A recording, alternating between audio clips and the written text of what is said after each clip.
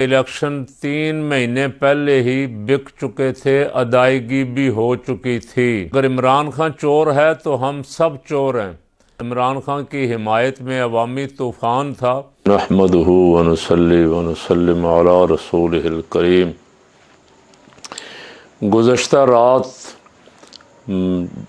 P T I کی ایک مذاکراتی team مولانا فضل الرحمان صاحب کے گھر پہنچی اور ان سے سیاسی معاملات میں مذاکرات کا آغاز کیا۔ بہت اچھی پیش رفت ہے، ساری جماعتوں کے ساتھ لڑائی کر کے، ظاہر ہے ہر جماعت کے فالور ہیں، موجود ہیں، اور میں نے بہت پہلے تجویز دی تھی کہ پی ٹی آئی کو دینی جماعتوں کو اعتماد میں لے کے ساتھ مل کے چلنا چاہیے۔ جماعت اسلامی بھی ان کے ساتھ چلنے کے لیے تیار تھی، تحریک لبیک بھی، اور جے یو آئی بھی اس انتظار میں تھی کہ پی ٹی آئی والے کوئی بات ان سے کریں۔ ظاہر ہے جب ایک آپشن ختم ہو جاتا ہے تو پھر دوسرا آپشن تلاش کیا جاتا ہے۔ تو مولانا سے ملاقات، مذاکرات کا آغاز ہو گیا ہے، بہت اچھی بات ہے۔ مولانا نے رات پھر سما ٹی وی پہ ندیم ملک کے پروگرام میں ایک بڑا دھماکہ کیا، بہت سارے راز افشا کیے، جن میں سے ایک اہم ترین یہ تھا کہ تحریک عدم اعتماد قمر جاوید باجوہ کے کہنے پہ لائی گئی، اور فیض حمید بھی ہمارے ساتھ، جنرل فیض حمید ہمارے ساتھ رابطے میں رہے۔ تو اب اس کے بعد خان کا کیس تو ختم ہو جانا چاہیے تھا۔ خان کا کیس ہی یہی تھا، سائفر کا کیس یہی تھا کہ ڈونلڈ لو نے باجوے کو کہا کہ حکومت بدلو وگرنہ ہم تمہیں سزا دیں گے، اور اگر تم نے عدم اعتماد کامیاب کروا دیا تو ہم تمہاری غلطیاں معاف کر دیں گے۔ اب قوم کو تو آج تک یہ بھی پتہ نہیں لگا کہ وہ غلطیاں کیا تھیں اور معاف انہوں نے کیا کرنا تھا اور سزا کس بات پہ دینی تھی۔ یہی خان صاحب نے کہا کہ ہمارے معاملات میں مداخلت ہو رہی ہے، قوم کو بیدار کرنے کے لیے، اور پہلی دفعہ قوم کو پتہ لگا کہ امریکہ کس طرح مداخلت کرتا ہے۔ تو رات مولانا نے بات کھول دی۔ خان صاحب کا الزام بھی تھا، قوم کو بھی اندازہ تھا، ایسا نہیں ہے کہ یہ کوئی خفیہ راز تھا، لیکن اب تو گھر کے بھیدی کی گواہی آ گئی۔ مولانا نے کہا کہ ہم نے یہ تحریک عدم اعتماد، یعنی قمر جاوید باجوہ نے اصرار کر کے زبردستی پی ڈی اے کی جماعتوں کو اس بات پہ آمادہ کیا کہ تحریک عدم اعتماد لائیں اور اس حکومت کو فارغ کریں تو ہماری حکومت بنواتے ہیں، اور پھر جو کچھ ہوا وہ سارا آپ نے دیکھا ہوا ہے، اسے دہرانے کی ضرورت نہیں ہے۔ اب فیض باجوہ صاحب اور کب کٹہرے میں آتے ہیں یہ دیکھنا ہے، پاکستان کی عدالتوں میں کتنا دم خم ہے۔ باجوہ جب سائفر کیس تھا ان دنوں بھی میں نے عرض کیا تھا کہ اصل سائفر بنتا ہے قمر باجوہ پہ، ان کو بلائیں، ان کی گواہی لیں، ان سے پوچھیں وہ کیا کہتے ہیں، لیکن ان کو بلانے کی جج الاسناد میں تو ہمت نہیں تھی کہ وہ بلا سکتے۔ فائز عیسیٰ صاحب میں بھی نہیں ہے، فائز عیسیٰ صاحب بھی بڑے لبرل بنتے تھے، بڑے چیمپئن بنتے تھے، اسٹیبلشمنٹ کے کردار کے بڑے مخالف تھے، ان کا سیاست میں کردار، لیکن اب باجوہ صاحب اپنے فیض حمید صاحب، فائز عیسیٰ نہ فیض حمید صاحب کو طلب کر سکتے ہیں نہ باجوہ کو طلب کر سکتے ہیں، لیکن مولانا کے اس رات والے انٹرویو نے بہت سارے راز افشا کر دیے۔ مولانا کہتے ہیں کہ میں بھی نہیں چاہتا تھا تحریک عدم اعتماد، لیکن پیپل پارٹی والے جو تھے ان کا بہت اصرار تھا، ان کو بڑا شوق تھا وزیر خارجہ بننے کا اور وفاقی حکومت لینے کا۔ بہرحال جو ہوا وہ قوم نے دیکھا۔ پیر صاحب پگاڑا نے آج بہت بڑا ایک احتجاجی اجتماع کیا ہے، اور سندھ کی جی ڈی اے کی قیادت اس میں موجود تھی، اور پیر صاحب پگاڑا نے دو ٹوک الفاظ میں کہا کہ ایک تو یہ ہے کہ الیکشن 3 مہینے پہلے ہی بک چکے تھے، ادائیگی بھی ہو چکی تھی۔ اب اس کا جواب دینا چاہیے اداروں کو، ایک خصوصاً انہوں نے کہا الیکشن کمیشن جواب دے، اور ادارے اس کا جواب دیں کہ الیکشن تو پہلے بک چکا تھا، اور جو الیکشن بک چکا تھا اس عوام کے ساتھ تو مذاق کیا گیا۔ انہوں نے کہا میں نے الیکشن میں کوئی جلسہ ولسہ بھی اسی لیے نہیں کیا کہ ایک جلسہ کرنے پہ 7-8 کروڑ روپیہ خرچ ہوتا ہے۔ اور دوسرا انہوں نے یہ بھی کہا کہ توشہ خانہ میں عمران خان نے کوئی چوری نہیں کی، اور اگر عمران خان چور ہے تو ہم سب چور ہیں۔ اور انہوں نے کہا لوگوں نے تو گاڑیاں لیں، گاڑی تو لے ہی نہیں سکتے، گاڑیاں لینے والوں کو پوچھا ہی نہیں گیا، جنہوں نے گاڑیاں لی ان کو نہیں پوچھا گیا۔ عمران سے غلطیاں ہوئیں لیکن وہ کوئی فرشتہ تو نہیں تھا، اگر غلطیاں نہ ہوتی تو وہ فرشتہ ہوتا کوئی۔ انہوں نے اور بھی بہت ساری باتیں کھل کے کی، ان کا بھی جواب بنتا ہے۔ انہوں نے کہا کہ اب قوم کی توقع عدالتوں پہ ہے، عدالتیں انصاف دیں عوام کو، عوام کا مینڈیٹ چرایا گیا ہے۔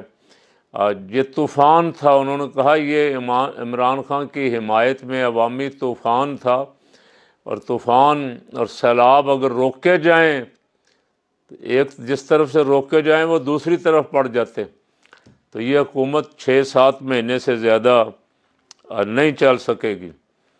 تیسری بڑی خبر یہ ہے کہ پی ٹی آئی نے فیصلہ کیا ہے کہ مرکز میں اور پنجاب میں اپوزیشن میں بیٹھیں گے، حکومت بنانے کے لیے منت سماجت خرید و فروخت کچھ نہیں کریں گے۔ یہ بہت احسن اقدام ہے ان کا۔ اگر یہ کھینچا تانی لگ جائے، ایک طرف میاں سپیڈ حکومت بنانے کی کوشش کرے، زرداری صاحب بندے خریدیں، ادھر پی ٹی آئی کوشش کرے، تو اس کا نتیجہ آپ کو پتہ ہے کہ جو لوٹے ہیں، جو بکاؤ مال ہے، جو بیٹھے ہی الیکشن اس لیے لڑ کے آئے ہیں کیونکہ 20-30 کروڑ روپیہ پہلے کمائیں گے، بعد میں پھر کمائی ہے، عوام کا خون پسینہ چوسنا ہے۔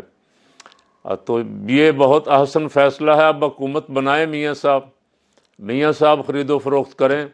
اور پیر صاحب پگاڑا نے یہ بھی کہا کہ یہ حکومت 7-8 مہینے سے زیادہ چلتی نظر نہیں آتی، اگر بن گئی تو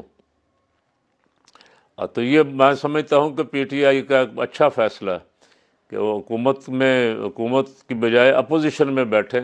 اگر اپوزیشن میں بیٹھیں گے تو میرا خیال ہے اتنی بڑی اپوزیشن کو برداشت کرنا بھی بہت مشکل کام ہے۔ اور تیسرا بڑا کام آج چوتھا یہ ہوا ہے کہ کافی دن ہو گئے، بہت لیٹ ہو گیا، اور اس پہ مطالبہ کر رہے تھے جو صحافی تھے پی ٹی آئی کے حامی کہ پی ٹی آئی کو یہ کام جلدی کرنا چاہیے تھا۔ آج پی ٹی آئی کے ذمہ داران نے انٹرنیشنل میڈیا، عالمی میڈیا کے سامنے دھاندلی کے تمام ثبوت رکھ دیے۔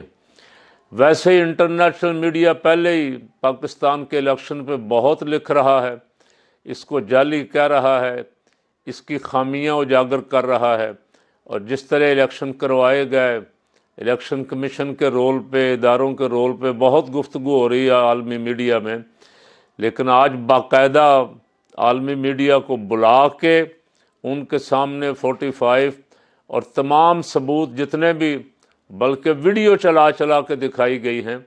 ایک حلقے میں کراچی کے نوجوان آتے ہیں، وہاں آر او نہیں آیا، وہاں پریزائڈنگ آفیسر ڈیوٹی پہ نہیں آیا۔ نوجوان آتے ہیں، اندر گھستے ہیں، اور جو اہلکار ہیں ان کو ہٹا کے ٹھپے لگا کے وہ ڈبوں میں ڈالتے ہیں، کوئی ان کو پوچھنے والا نہیں۔ اور پریزائڈنگ آفیسر بعد میں بیان دے رہا ہے کہ میں تو ڈیوٹی سے غائب ہی نہیں تھا، میں تو حاضر تھا، کوئی ہوا ہی نہیں، کچھ ہوا ہی نہیں۔ اب ظاہر ہے الیکشن کمیشن اور عدالتیں تو ایسے جھوٹ پہ ہی فیصلے کریں گی نا، جو جھوٹی گواہیاں دیں گے آ کے۔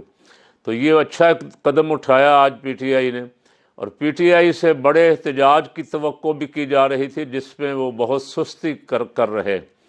ان سے توقع کی جا رہی تھی کہ وہ بہت بڑا احتجاج لانچ کریں گے ملک میں۔ عوام کے جذبات جو ہیں، عوام کا غصہ جو ہے، ظاہر ہے غصہ اگر دبا رہے تو نقصان کرتا ہے، اگر یہ غصہ نکل جائے، صحیح رستے سے نکل جائے، صحیح طریقے سے امن و امان سے نکل جائے، تو کچھ نہ کچھ ان کی دل جوئی ہو جاتی۔ تو کل انہوں نے پی ٹی آئی نے بھی کل احتجاج کا اعلان کر دیا ہفتے کو۔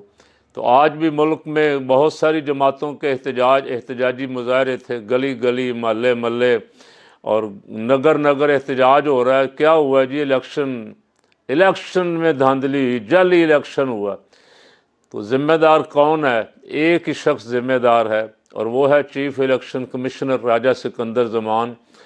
وہ پتہ نہیں کس کا لاڈلا ہے، کس کو پوچھا نہیں جا رہا، وہ ہٹ درمی کر رہا ہے اور پے در پے قانون کی خلاف ورزی کر رہا ہے، آئین کی دھجیاں اڑا رہا ہے۔ یہ سارا کچھ اپنی آنکھوں سے دیکھ کے، یعنی ایک 70-75 سالہ ماں قرآن پہ ہاتھ رکھ کے حلف اٹھا کے کہہ رہی ہے کہ میں 50,000 ووٹوں سے جیت گئی ہوں اور خواجہ آصف ہار گیا ہے، لیکن الیکشن کمیشن بڑی بے شرمی کے ساتھ خواجہ آصف کا نوٹیفیکیشن جاری کر رہا ہے۔ راجہ سلمان اکرم کے حلقے میں الیکشن کمیشن پتہ ہونے کے باوجود، بچے کو جب پتہ ہے تو الیکشن کمیشن اندھا ہے، الیکشن کمیشن کو نہیں پتہ ہونے کے باوجود بھی نوٹیفیکیشن جاری کر رہا ہے۔